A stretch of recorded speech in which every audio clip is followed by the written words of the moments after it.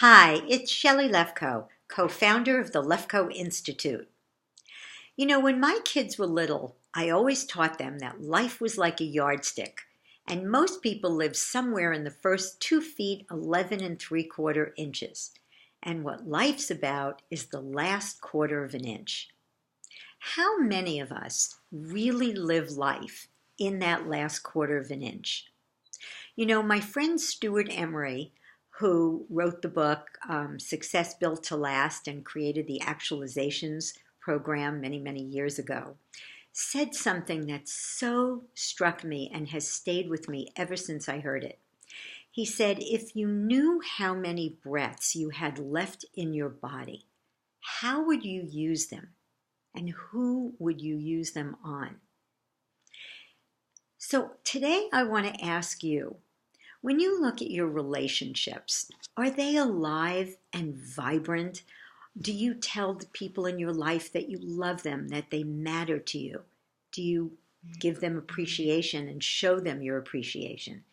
When you talk to your kids, do you give them one-word answers, or do you engage with them to enrich your relationship and give them memories to look back on and say, oh, I remember those conversations I used to have with my mom or my dad, or that you can look back on and remember?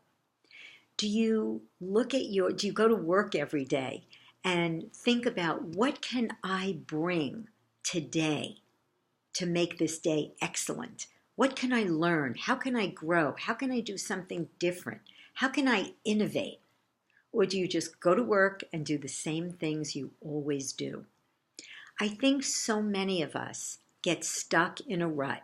We get up in the morning, we go to work, we come home, we help the kids with their homework, or we just sit in front of a TV set. And life gets smaller and smaller and smaller. So I ask you to take a look at, what is it that you might believe that would have you not living your life knowing how many breaths you have left in your body? Stuart also talks about who's in your room. Who did you bring into your life?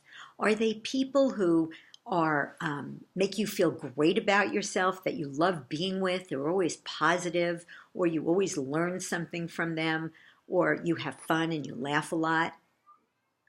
Or and they contribute to your life in some way? Or are they people who are energy vampires? Are they negative? Are they people who, when you leave, say, oh, that was awful? And if so, what are your beliefs that have you have those kinds of people in your life?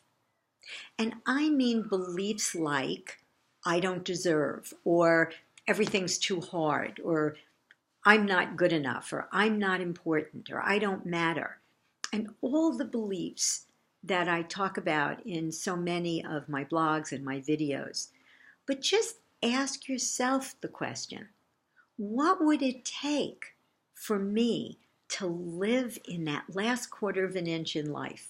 You know, Helen Keller says, life is a daring adventure or nothing at all. And it doesn't have to be a daring adventure where you're rock climbing or you're hanging off mountains.